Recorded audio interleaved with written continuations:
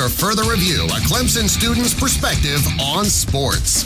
It's AFR time, baby. Let's get up. Let's get rolling. That's right. Personal foul, 69, offense. He was giving them the business. Replay the down.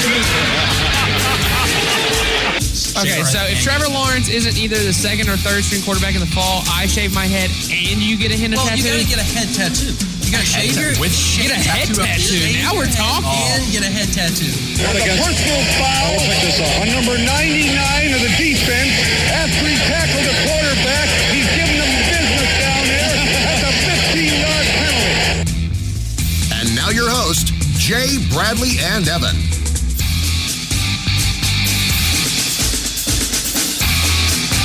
Well, good morning. AFR is on the radio. Excited to bring you another hour of college football talk on the airways of WCCP. Jay Smith joined, as always, by Bradley Kendall, Evan McDowell. We've got one conference left, gentlemen, the SEC preview.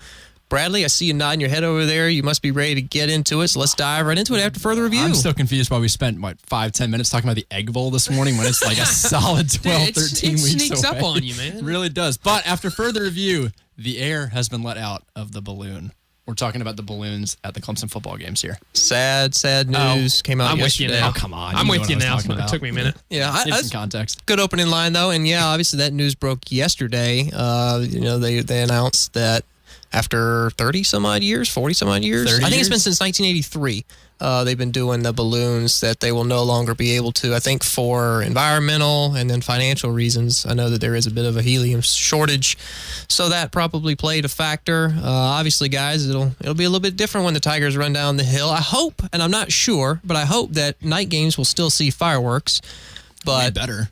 Balloons. I know they didn't do it sometimes when it would rain last year. Yeah, when threats of weather were coming up. But, yeah, I mean, the balloons were always such a special part of game day. So it's sad, Evan, that they're no longer going to be around. Well, gives us an opportunity to try something new, I guess. I did see one thing that said instead of the balloons, we should replace them with the big blow-up things from car dealerships and just put those down by the end zone, have those go off when the team runs down. I'd be in favor of that. We were talking before the show came on about how there is a YouTube footage up of the original balloon release in 1983. It was the last home game of the season against Maryland, and they released 360 some odd thousand balloons in the stadium. And if you go and you look up that video, I think it's just like you just Google like Clemson 1983 balloon release. I mean, the whole stadium. They have helicopter footage, and it's crazy. Rumor has it there's still a few flying.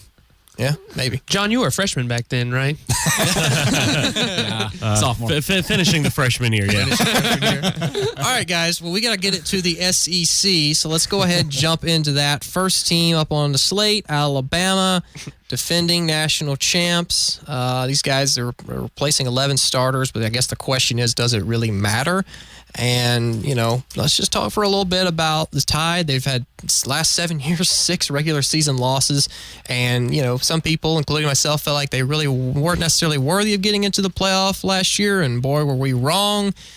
Sure shut you up real quick. Time and time again, man, they prove all the doubters wrong. So can anybody stop? Who's doubting Alabama? Yeah.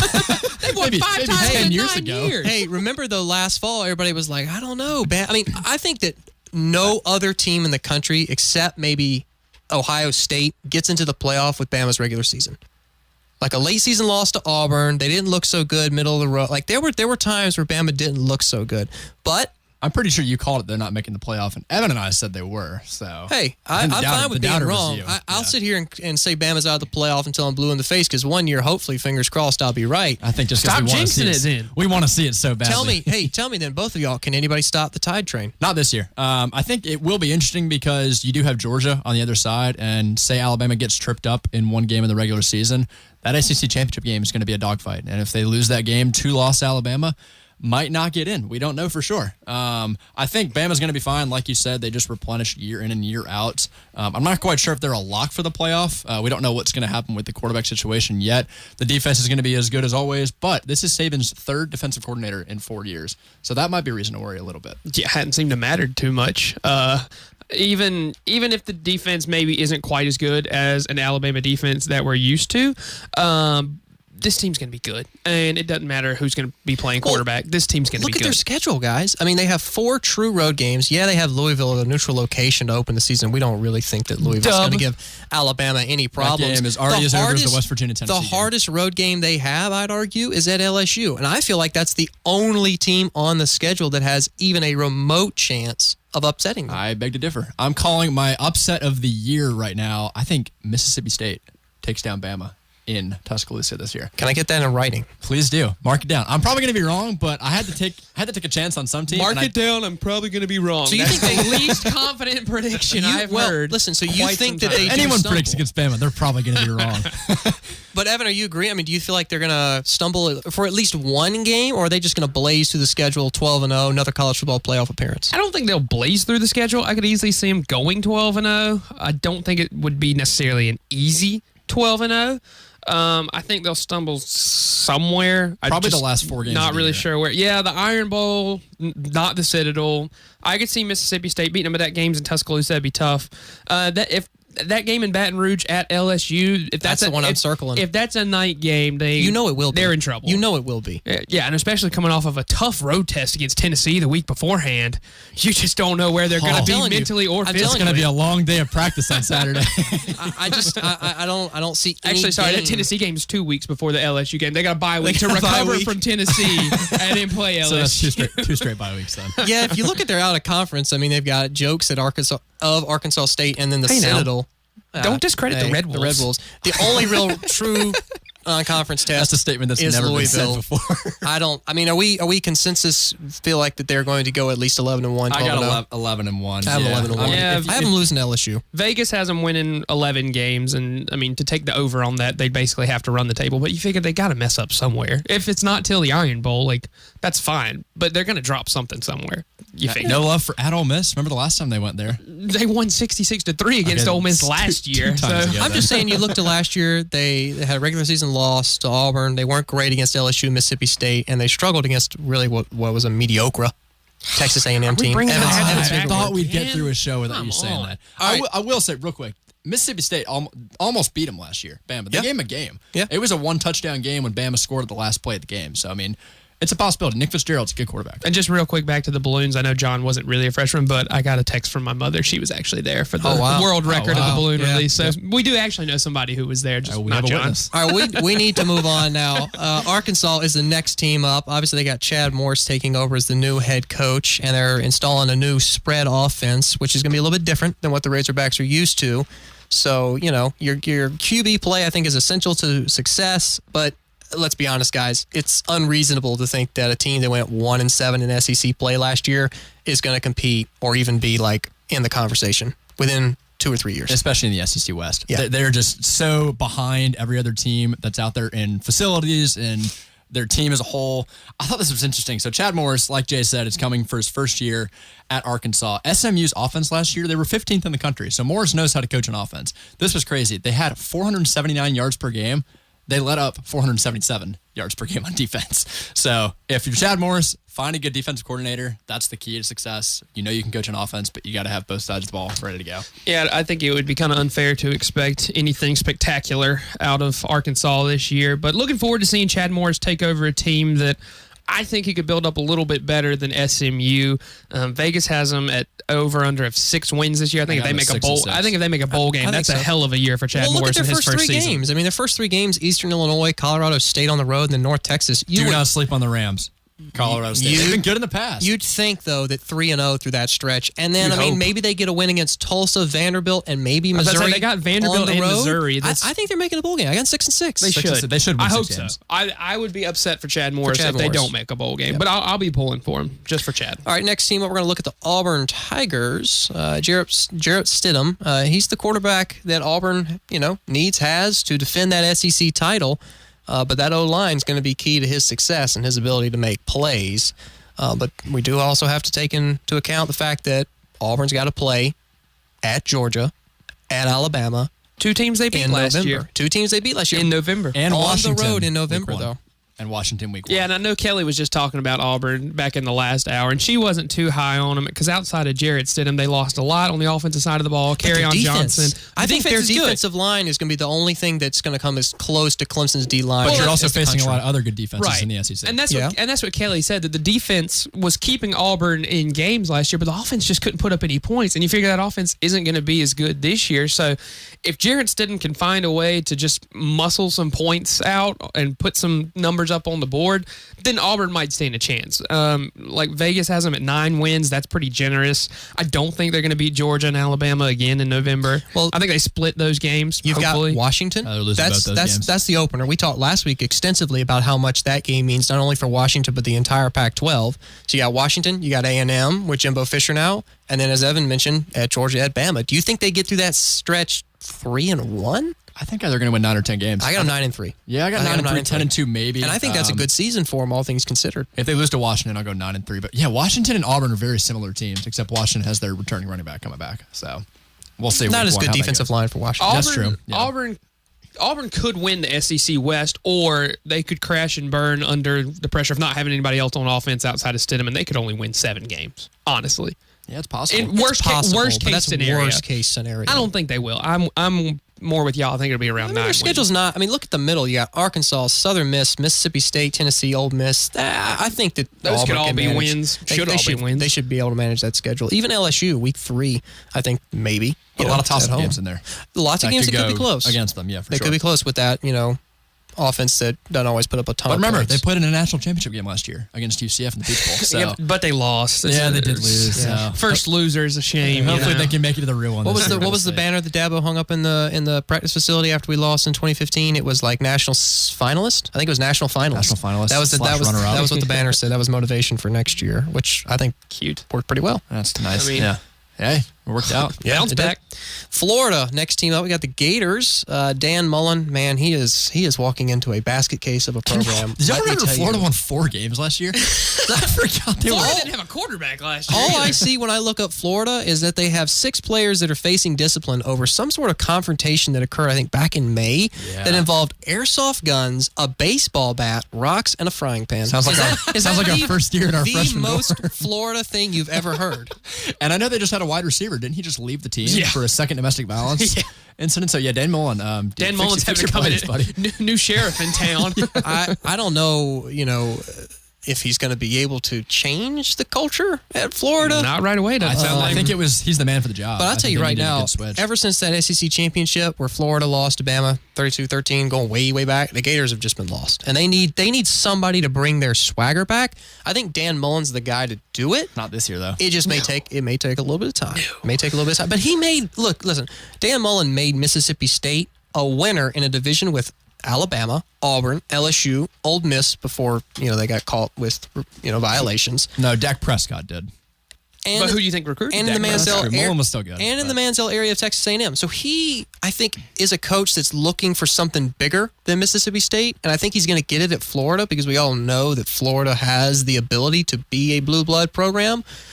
Yeah, And they should be. I think You're he's. out. They were. Yeah, they were under Spurrier and guys like Urban Meyer. They'll be fighting for second place in the SEC East this year, along with South Carolina, because I think Georgia's pretty much going to have that division locked up unless something terrible happens to the plethora of quarterbacks that they have. But I think Dan Mullen, like you said, Bradley's the right man for the job. I think within a couple of years, he gets his own recruits in and maybe disciplines them the way they need to be disciplined in that area of the country. And I think you can see something special out of Florida. I don't know if they get up to the Tim Tebow, Urban Meyer level Florida, but I think they could be close if Dan think Mullen so. plays his cards right, I but gotta not win- this year. I 8 gotta wins. win 7 tops. games. Oh, I got them 9-3. Seven's very achievable. I got 9 They'll make a 9-3. bowl game. Not 9 and I 3. don't know why my voice sounded like that one. They'll make a bowl game. They'll make a bowl game. I'm looking, guys. You were imitating me in okay, such deep voice earlier. Let's go through the schedule then. Who do you have them? Because realistically, like LSU might be a loss. Georgia, I have that penciled in as a loss.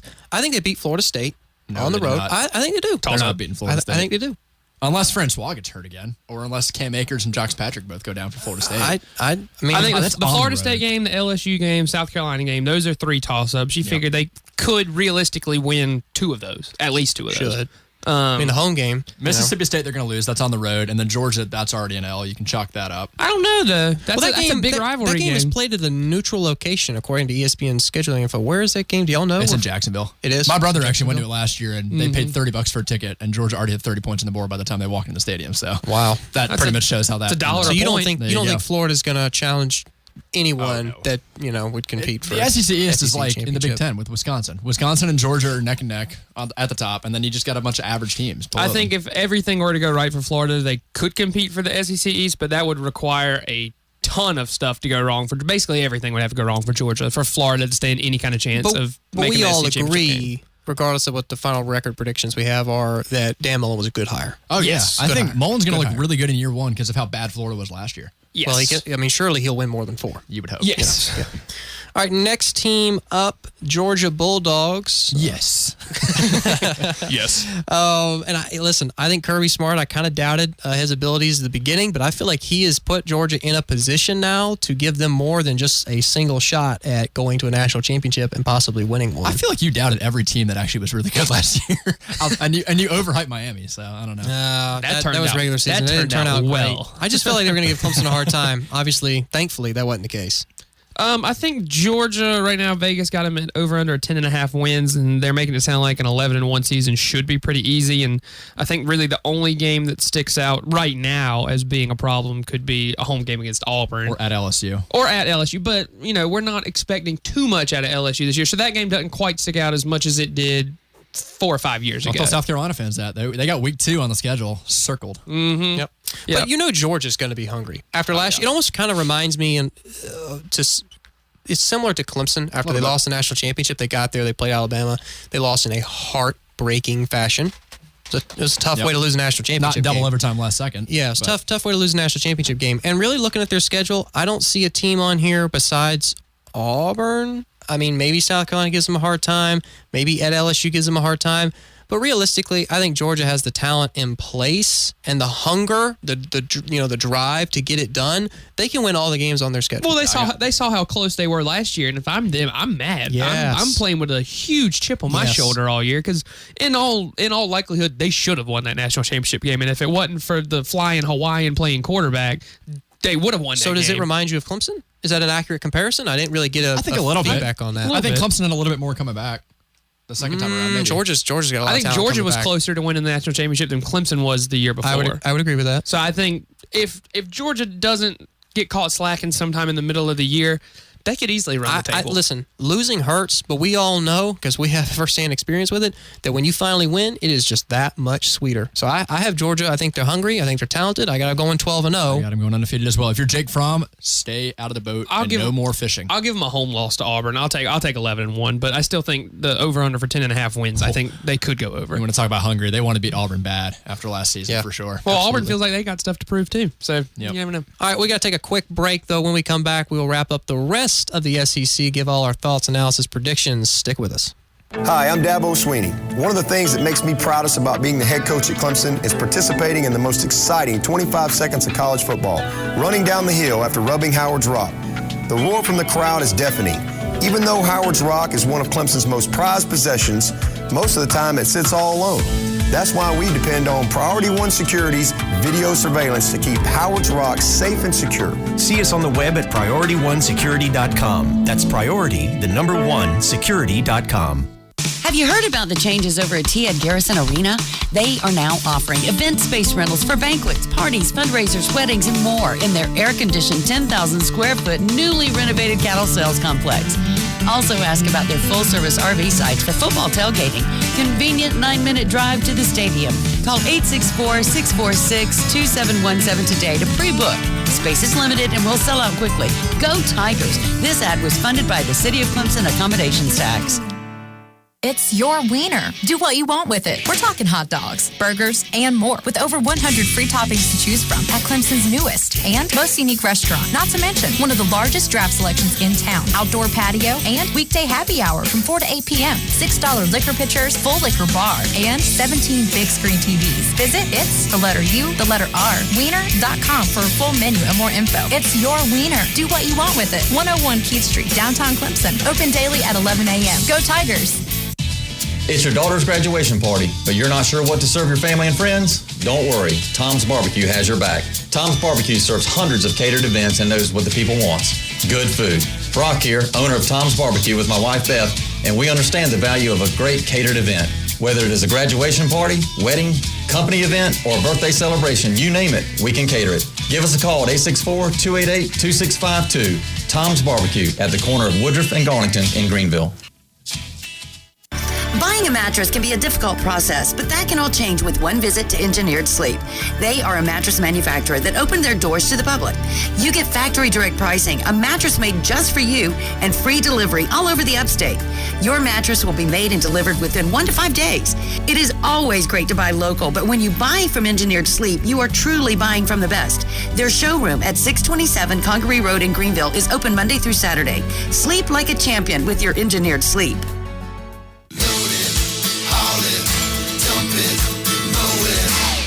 Get equipped for anything with a John Deere 3025E compact tractor from Ag Pro. It's equipped with a low price of $139 per month. And we have all the attachments you'll ever need. Request a quote at agproco.com. Offer ends 7/31/18, subject to approved installment credit and targeted financing. 20% down payment required. Taxes, freight, setup, and delivery charges could increase monthly payments. See dealer for details. Hey folks, Qualk here to tell you about the best shave on the market with Harry's. I love my Harry shave every single time. It's the smoothest, most comfortable shave you could possibly imagine. And for a limited time only, they've got a special deal. New customers can save big on a Harry shave set with OOB5 at harrys.com. Get a 5-blade razor, the weighted handle, the shave gel, the travel cover for just $3 plus free shipping. Now you might be thinking, why Harry's? What's the big deal? Well, their founders are tired of paying up for razors, overpriced and overdesigned, so they've offered a simpler option that gives you a quality shave at a fair price. Just $2 for replacement cartridges, less than half the price of the leading competition. They've got a 100% quality guarantee. There's no subscription required, and they're now available in Walmart and Target. That's right. They've gone to stores near you. For a limited time only, get that shave set. $5 off with the code OOB5 at harrys.com. That's just $3. That's all it takes to get started. $3 plus free shipping when you use the code OOB5 at harrys.com. Join the millions of guys who've already switched. Go to harrys.com today. Don't forget that code OOB5. It's out of bounds. Back 105.5 The Roar. May our feet be swift. May our bats be mighty. May our balls be plentiful. Now, back to Qualk and Kelly. And now, back to After Further Review.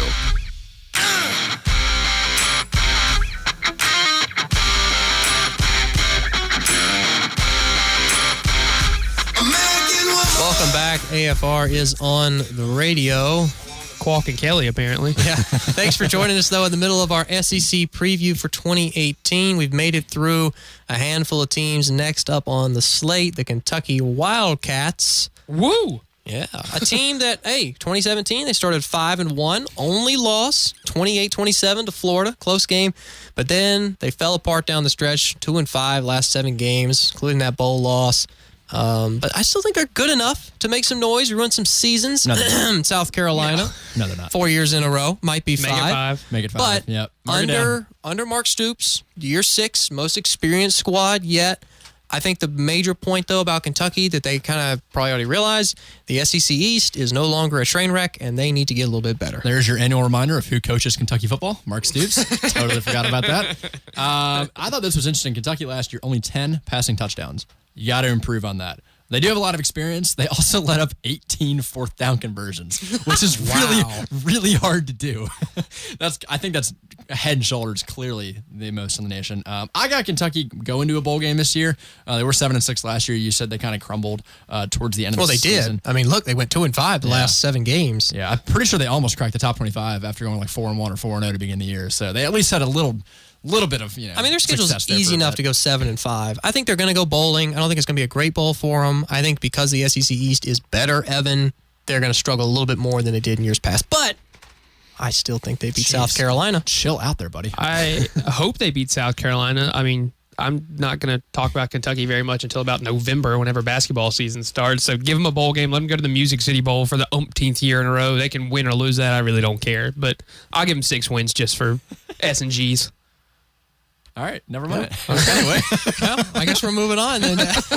Looking at LSU now, the other Tiger team in the SEC besides Auburn. And Missouri. Yeah, I forget that Missouri's even in the SEC. Everyone does. About 6 years. It's okay. You'll get there. But I think besides that Troy embarrassment last year, LSU really wasn't terrible. Oh, don't just go over that so quick. They did lose to Troy. Come on. We got to talk about that. Homecoming. Besides that loss, they weren't awful. But when you have Georgia, Alabama in the national championship, Auburn's winning the SEC, being fourth in your division isn't a whole lot of fun. We talked about during the break how bad Evan thinks Wilton Spade is. Danny Etling is awful. Oh, Danny Etling's bad too. He is terrible. It is a good thing he is out of town. I think Joe Burrow is exactly what LSU needs at quarterback. So do they now. get a good, are they going to have a breakthrough if they keep up the recruiting and they develop good talent? If they get a big win, can it turn, the momentum in their favor? You look at their schedule. Let's say they win at Auburn week 3, or let's say they beat Georgia or Alabama, even a Texas A&M game on the road to close the year. Any of those games, Bradley, could change the trajectory of their, program for a few years. Yeah, but it could also put them farther back than they were before. Because LSU realistically could go 6-6. It's very possible. You got Miami week 1, at Auburn week 3, at Florida, Georgia. You got Mississippi State. They literally play every good team in the SEC. They don't get any breaks at all. I got them winning 8 games. They haven't actually won less than 8 games since '99. So you want to give them the benefit of the doubt there. But yeah, I think 8-4. I think Ed Orgeron is like Will Muschamp. He's going to max out at 9 wins every year. So you don't think he's going to be able to get LSU back to where they were under the Mad Hatter? Not this year. Not until everybody else gets worse. I think if you see LSU win 7 or fewer games this year, all of a sudden Ed Orgeron's seat down there is about as hot as never mind. His seat's just getting hot. Just something about gumbo. Yeah, right? gumbo, crawfish boil. I don't really know. So where you I was don't going think with that Orgeron one. has a whole lot of time left in I think LSU? he should, but it's just so tough to win in the SEC Well, West. I'm just saying, he has the facilities, he has everything in place to achieve the success. No, is it just because there he are can't zero recruit? excuses. Well, other than everybody else is so good. Everybody else is so That's good. the only He's just excuse I can come up with. Coach. Yeah. I like Ed Orgeron. I do too. I think he's a good hire down there, but I think it was at the wrong time. I think LSU wishes they would have waited a couple years and got Jimbo Fisher at this point. I think they're starting Can to you maybe see Jimbo Fisher at LSU? I couldn't see him at A&M. His name's Jimbo. I can see him at A&M. Just for that way alone. before I can see him Jimbo at eating LSU. gumbo. That's a meme right there for you. Yeah, I don't know. I think this could be the year that they win fewer than 8 games. I'll give them 7-5 and some other bowl game. So doesn't both matter. of y'all don't feel like they stand any chance to pose an upset Dude, to I'm giving them 8 wins, and that's with a win against Miami, Florida, and Mississippi State, and they could lose any one of those games. I'll give them the credit that they're going to be good enough to mess up somebody else's season, but they won't be good enough to have a good season for themselves. If that makes sense. That's fair. That's fair. Yeah, they got plenty of opportunities to win. It'll be interesting to see. You made the point earlier, Evan, about the fact that Orgeron may be on the hot seat if they win 7 games, even slip to 6-6. I think there's a little bit more patience down there in Baton Rouge, but there wasn't for Les Miles. No, there wasn't. That's very true. Good point. Next team up, we got Mississippi State. I got a new head coach in there, Joe Moorhead. Wait, did we skip the Rebels? Was that on purpose? Ole Miss is next. You said Mississippi You State. said Mississippi State, and then you said the Rebels. So which? I thought it was the school in the state of Mississippi. Is that what you mean? Either one. Who do y'all want to go? Who do you want to talk about next? Mississippi I don't State really or want to Ole talk Miss? about Ole Miss. I really want to talk about Mississippi State, but we'll talk about Ole Miss for a little Give while. Ole Miss 3 or 4 years and let everybody else get a lot worse, and then they might win 7 or 8 games. But fair point. No love for Matt Luke, homeboy, dream job, grew up Mississippi, played as center there, coach. No, I like Matt Luke. I think he was a good hire, but again, you got to give him time, and that's something that he's not going to have. They need to worry less about their overall record and more about creating a winning culture and doing it the right way. They certainly recovered way. a lot better than Baylor did from a scandal. They went to a bowl game last year. They were 6-6. It was completely different, though. Yeah, but they still went to a bowl. Did you expect Ole Miss to go 6-6? I mean, realistically, for them, 7-5 or 5-7, if they can't sustain any momentum, it really doesn't matter. They have a pretty easy start to the season, but it's going to be tough closing it out. They got a lot of tough games to close. 6-6, I think, for them is probably about where they're fall. They could end up bowling. They could be below 500. This is not the Chad Kelly, Laquan Treadwell, Hugh Freeze, Ole Miss Rebels that we've seen the past couple of years. This team's just not going to be the team that's going to shock Alabama, on a Saturday night. They might not even win the Egg Bowl. Let's be honest, Ole Miss isn't going to be that good. No. Like 6 wins will be generous. It's a road game. It's a home game for Ole Miss. Road game. They're not good enough to ruin someone's season. They're just going to kind of be there hanging around every now and then. Isn't that the point you just stole from Evan about LSU? I think that's you basically just paraphrased him. Yes. Not exactly, but LSU's a better version. It's all right. He used it well. Yeah, I did. It's appropriate. Now we can talk about the Bulldogs, Mississippi State. They have a new head coach in Joe Moorhead there, and he's inheriting a lot of talent that obviously he didn't recruit.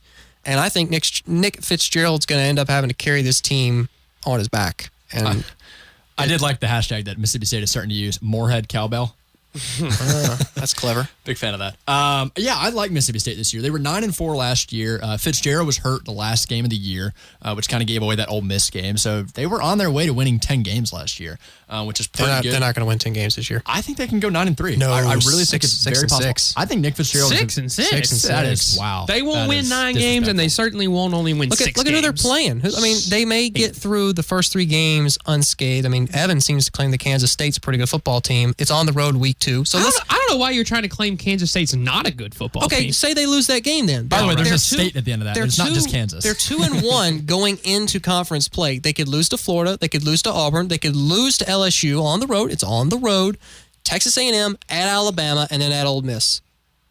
Where's the gimme conference game? Arkansas? Fitzgerald to me is like Colin Klein. Speaking of Kansas State. Who do you have them beating to go 9-3? Stephen F. Austin, they're going to be. I think they'd take care of Kansas State. No crap, they're going to beat Stephen F. Austin. Okay. You told me to go through the schedule, okay? I'm going through the schedule. Who do you have them losing to? I got them losing to Kentucky. I think that's going to be a surprise game on the road. They end up losing. Auburn and LSU. I think they can. I think they're going to beat Alabama? If anyone's going to have a chance to beat Alabama. At Alabama. Are you calling this right now? Johnny Manziel went into Tuscaloosa as a running and throwing quarterback, a dual threat quarterback, and was able to take him down. First-year head coach Joe Moorhead is going to lead the Mississippi State Bulldogs into Bryant-Denny Stadium, and he's going to beat them. A great offense coordinator at Penn State. I think if anyone's going to do it, it's going to be Mississippi State. He's saying that just because of the lack of a good opponent on the rest of Alabama's schedule. That's more so to speak to how bad everybody else is that Alabama's playing, as opposed to how good he thinks Mississippi State's going to be. I think you are really discrediting Mississippi State's team this year. Their defense is really good. Fitzgerald's a good quarterback. 8 wins for me. 8 or 9 wins. 4. I think 6-6, 7-5. That's great for a first year. If Mississippi State goes 6-6, I will buy a Mississippi State T-shirt and wear it around campus for a week. You have to shake cowbells. I'll tie a cowbell to my book bag. There you go. We got Evan's girlfent back here to see. Make sure this actually happens. All right.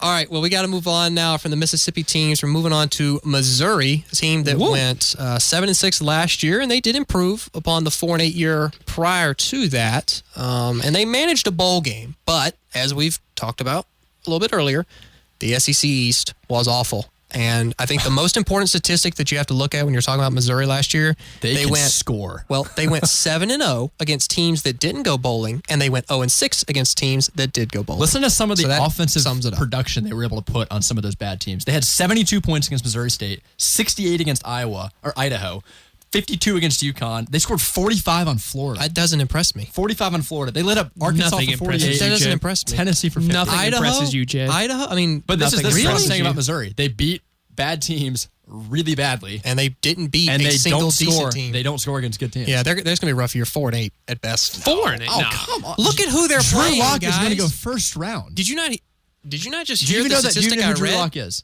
He just set it doesn't matter. He set the SEC record for touchdown passes last year. He had 43 touchdown passes. They play more conference games than non-conference games. They may win a few non-conference games against UT Martin and Wyoming. Personally, I think Purdue's going to beat them. They're going to beat Memphis. Nope. I think they could. Purdue beat them 35-3 last year. Georgia? So very possible. They look at their opening conference slate, guys. Georgia at home, at South Carolina. Could win. They could win that game. Absolutely. They should. South Carolina can't score. They shouldn't. Alabama on the road. That's another loss. Kentucky. I think Kentucky could win. So that's Florida on the road. Florida should beat them. Vanderbilt, I think. Win that. I give them Vanderbilt and Arkansas. They could go 4-4 through that stretch.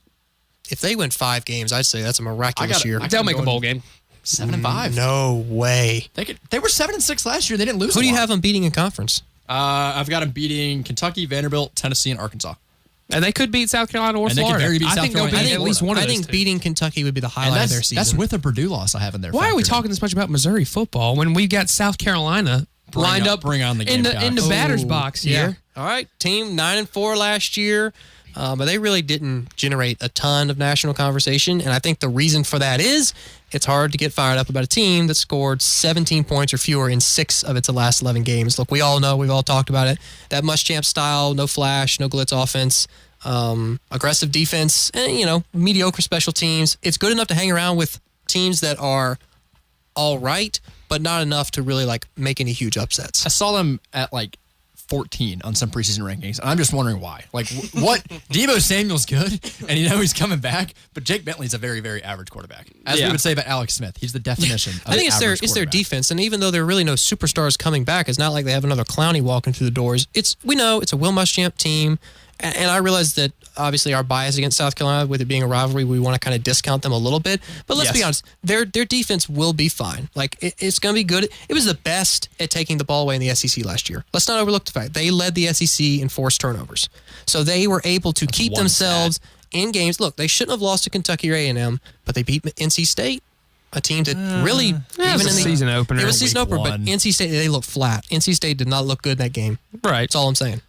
They got Deebo Samuel back. They got Brian Edwards back. This article says they have an established quarterback in Jake Bentley. I'm not sure how solid his establishment is. But this team, they benefited from a down SEC East, and they will again this year. Lots of teams did. This team is going to lose to down this year. This team is going to lose to Georgia. This team's going to lose to Georgia and Clemson. And other than that, the other 10 games on their schedule could all be toss-ups. Yeah. If everything went well, this team could go undefeated. It could. It's not going outside to. of those 2 games. Well, outside of 10-2. If they got lucky enough, those are 2 rivalry games. They're not going to be Georgia. They would have to get extremely lucky. Don't get me wrong. But the thing is you can sit here and say they're not going to beat Georgia. They're not. They've pulled off crazy upsets. Half of Georgia's team would have to get the flu for South Carolina to have a chance. I'm sorry, but I just think with South Carolina's or just not show up. The fact, listen, it's a home game for them. It's early in the season. It's an early conference game for Georgia and South Carolina.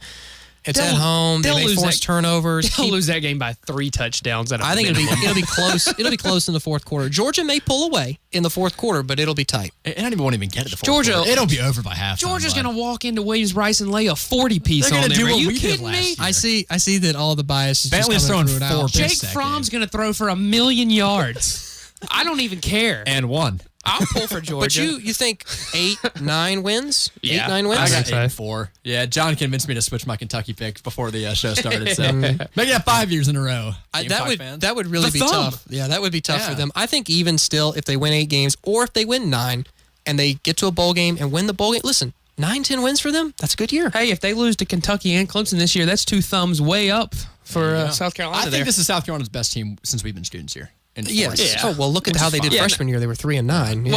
We're not going to beat this team like we did our sophomore Nor should year. we expect it'll to. be like a 37-32 game we have. Yeah, it'll be. It is a road game. It'll be a home game for Clemson, so that certainly helps. It'll be closer than we'd like for it to be.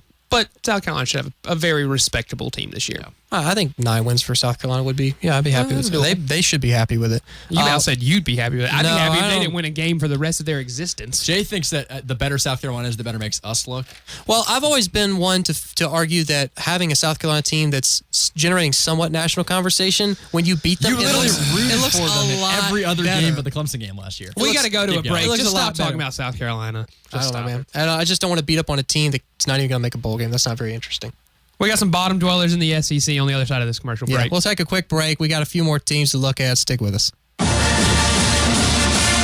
countdown is on. 35 days till Clemson football.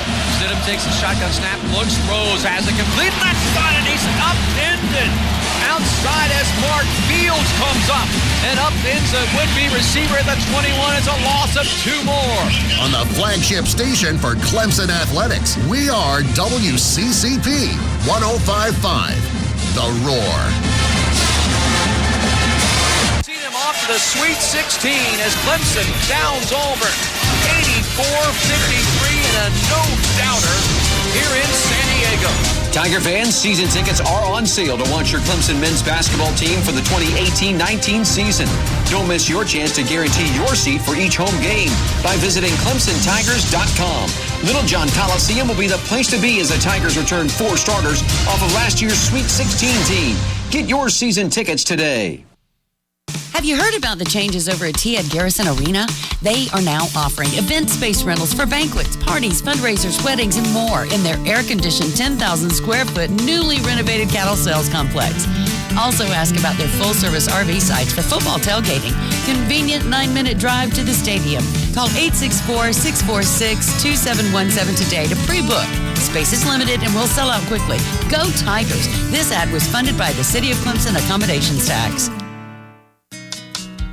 Summer's here, so before you put those toes in the water, the Pendleton Tire Company wants to make sure your tires are ready. The Cooper Tire Take the Money and Ride summer event's going on right now through July 31st at the Pendleton Tire Company. Purchase 4 qualifying Cooper tires and get up to a $100 Visa prepaid card after submission. So come on by and see Joey Welburn and Zach Garrison, or give them a call today at 646-3694 and check them out at PendletonTire.com. Does your home have wall cracks, uneven floors, or doors and windows that are sticking? These are all signs that a foundation problem is stealing value from your home. Call Canty Foundation Specialist at 475-1671. We know your home is your #1 investment, and we can help protect it. Don't wait for a foundation problem to get worse. If you have sagging floors or cracks in your sheetrock, call Canty Foundation Specialist, 475-1671, or visit us at cantyfoundationsc.com. Buying a mattress can be a difficult process, but that can all change with one visit to Engineered Sleep. They are a mattress manufacturer that opened their doors to the public. You get factory direct pricing, a mattress made just for you, and free delivery all over the upstate. Your mattress will be made and delivered within 1 to 5 days. It is always great to buy local, but when you buy from Engineered Sleep, you are truly buying from the best. Their showroom at 627 Congaree Road in Greenville is open Monday through Saturday. Sleep like a champion with your Engineered Sleep. Brock here with Tom's Barbecue to let you know about our catering services. Tom's Barbecue caters to many corporate events and wants to help your business boost morale with a great meal to guarantee that your employees leave work happier and fuller. Choose from any of our catering packages or pick a la carte from our menu. You will even receive 25% off of your first order when you mention WCCP. So what are you waiting for? Call 864-288-2652. Tom's Barbecue at the corner of Woodruff and Garlington in Greenville. With summer here, shouldn't you look as hot as a burger on the grill? If you want to look and feel as hot as noon on a summer day in the South, call Urban Nirvana. With the best stylists around, you'll get the kind of pampering you deserve, and the day spa will have you feeling as cool as a cucumber. And being able to buy a gift certificate online is better than a splash in the pool. Log on to urbannirvana.com, buy your gift certificate, and print it right from your own computer. Urban Nirvana, MagB Station in downtown Greenville. Hey guys, if she wanted an engagement truck, you'd be all over it. Or a shotgun, or a Yeti cooler. But a diamond? Why in the world does it need to be a diamond? What does it do for anyone? Well, for her, it does quite a bit.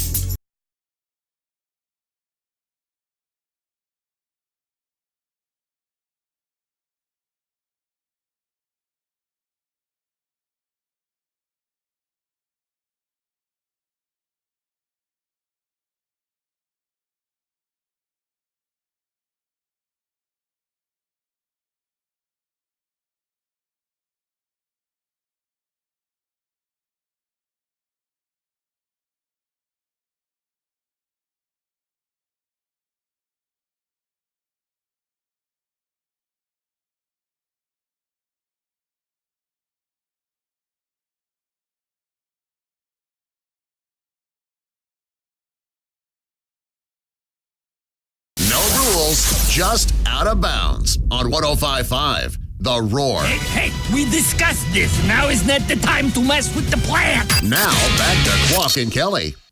And now back to Jay, Bradley, and Evan.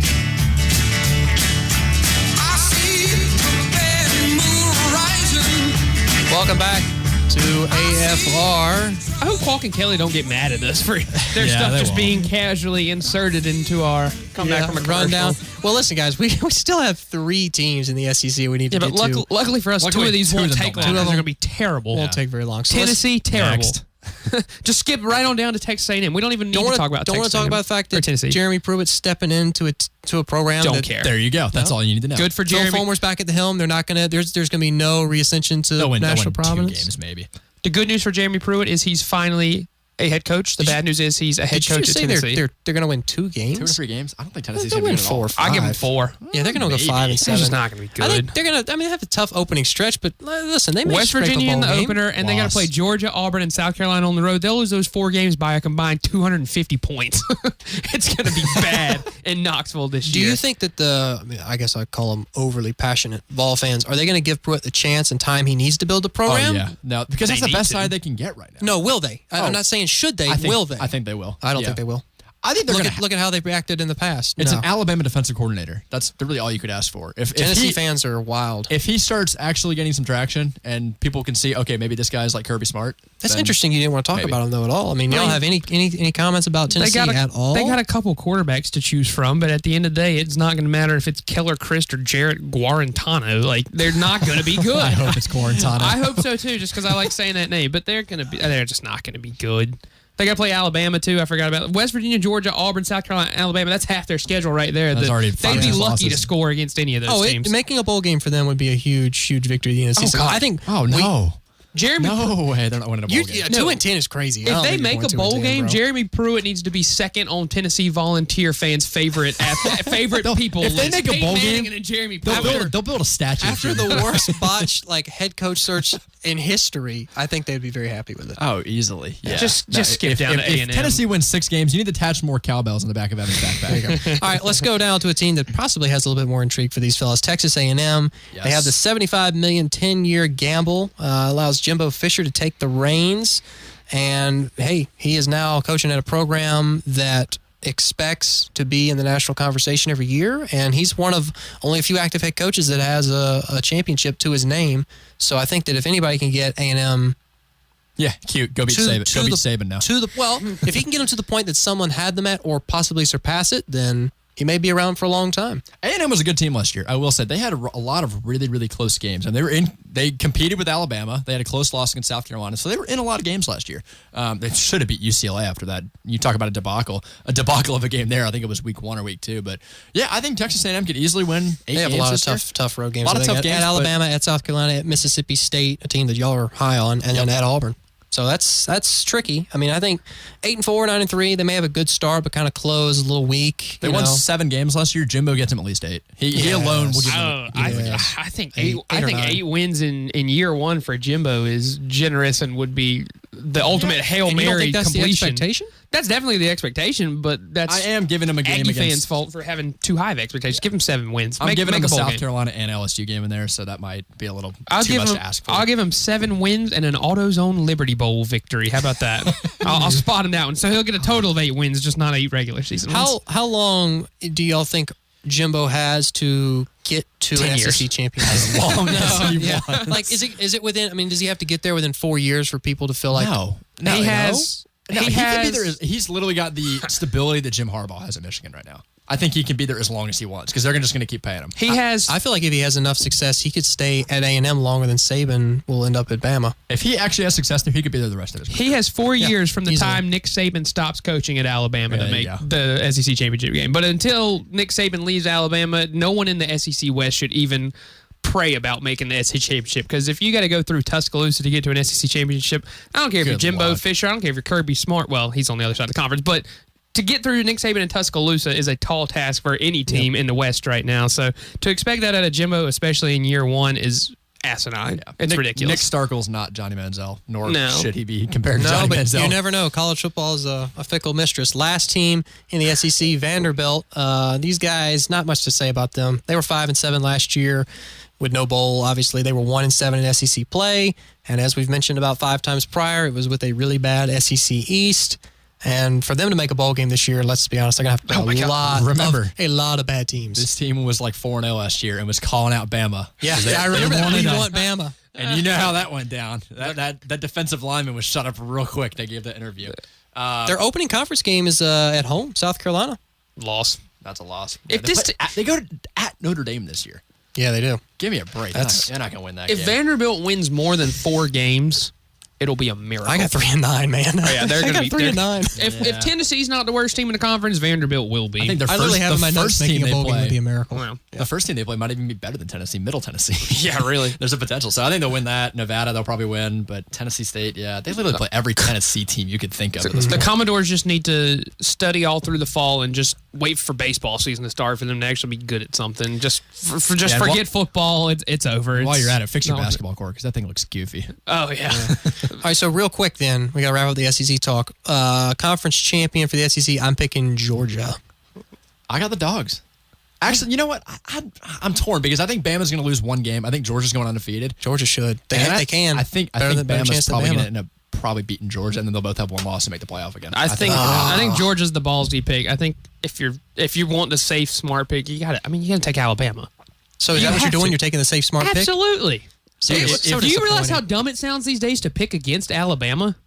Yeah, but people are still going to do ridiculous. it because people are tired of them. All right, let's say you pick against Alabama. Your reasoning is, oh, well, Jalen Hurts isn't that good. Well, you know who is that good? Tua Tagovailoa. Blake Sims took him to the playoff. Jake Coker Yeah, won a just championship. let They didn't even win a Jalen Hurts division start a last couple year. games and be happy. They didn't have to win their division or even play in the conference championship to make the playoffs. All they have to do last is year. show up, win 11 games, they're in the playoff. They might not be the conference champion, but I'll pick them to be national champion again. Two teams that can do that in the country: Alabama and Ohio State. If Bama doesn't right. make the playoff, they'll extend the playoff to 8 games to put them in the playoff. Speaking, how long do you think it is before they expand the playoff? Oh, I hope they don't. It's at least like 2025. I hope give they it a don't. while. I give it a while. I don't know how long the initial. I don't want it to. date span Leave it was. at 4.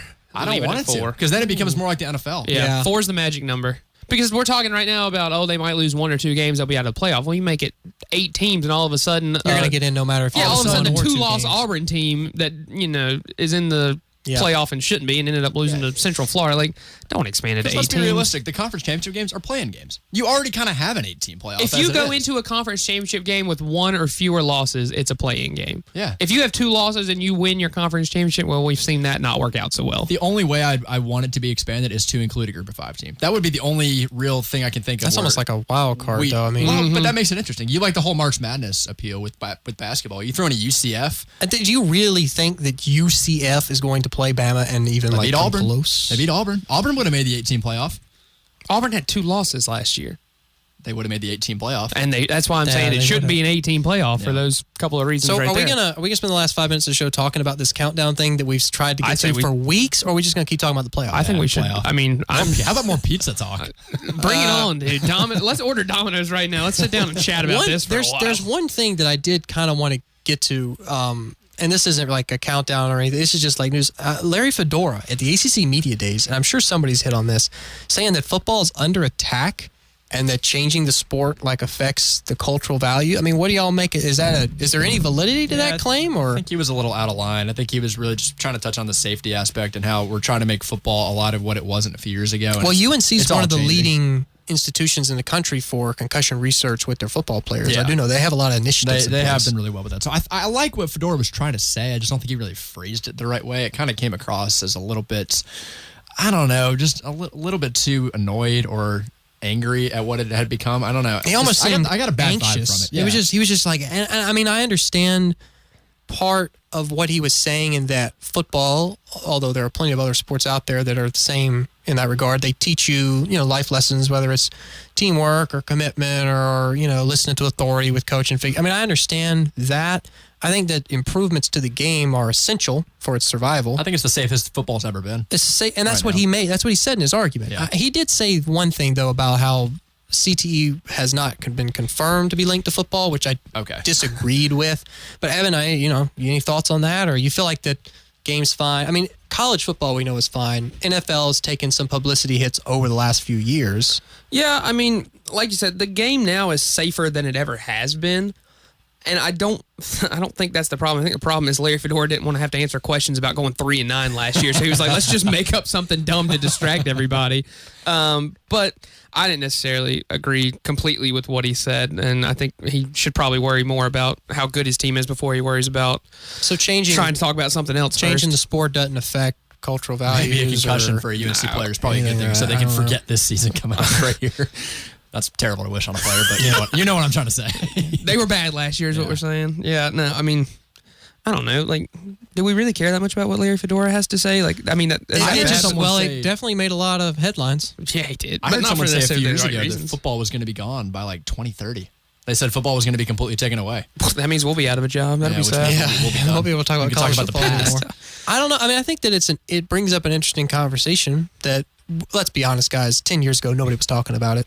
Football could be gone, and we'd still argue whether Michigan was overrated or not. Larry Fedora is probably also trying to distract from the fact that he's about to not have a job anymore. Yeah, that's true. I think he's trying to get his words in now before I was he going doesn't to say, let's slander the sport I'm about to not be working for anymore in a couple of months, just while I still have the stage for it. The other thing, too, that a lot of people, don't necessarily always realize. I mean, think about the amount of money and, people. I mean, think about how many people work in the industry that is just related to college football. How many people it employs, how much money is made off of it. I mean, it's not the NFL level, but let's, y'all turn the country around, but yeah, it'll affect a lot of people. I was going to say, look at a per team basis. Just flip through the Clemson information guide and just see how many different employees there are. Like how many people, not just players just or coaches or team. Yeah. Just think how many people are going to be out of a job if football just wasn't a thing anymore. Like that's hundreds of thousands of people. Bring on the Clemson else to rugby do. team, baby. Well, your athletic budgets would be like a third lot smaller. Yeah, we'd get a lot better at basketball, I bet you. Though. Oh, yeah, I'd hope so. And those smaller teams. If you want to be optimistic, find a little silver line here. If football was no more, we'd be a heck of a lot better at everything else. Yeah, well, I don't know. I think it's an interesting conversation. So, I mean, again, if anybody out there listening has any thoughts, feel free to tweet them at the show, after review show. Message on Facebook. I'm sure we'll post some links to the show later this week. So I don't know. Maybe it'll generate some conversation. Maybe it's just a bunch of hot air coming out of Fedora. I just thought it was an interesting point. Yeah, no, I think it was. I don't think football's really completely under attack. I know people are trying to make it safer and all that. I think that's good, but maybe he was go that far. Maybe I don't know, but maybe that was a response to a question about the kickoff. It could have maybe been, he feels like the kickoff rule is unnecessary, and if that's the case, I kind of see that argument. But at the same time, like, is a kickoff really necessary? The difference between saying, this new kickoff rule was bad and saying, this entire sport is under attack are completely different claims. We could have won a national championship 2 years ago if that kickoff didn't happen. Well, I don't know. We'll maybe continue the conversation next week, but we will definitely get to our countdown next week. It's been a lot of fun bringing this edition after further review. For Evan, Bradley, and myself, we will see you next time.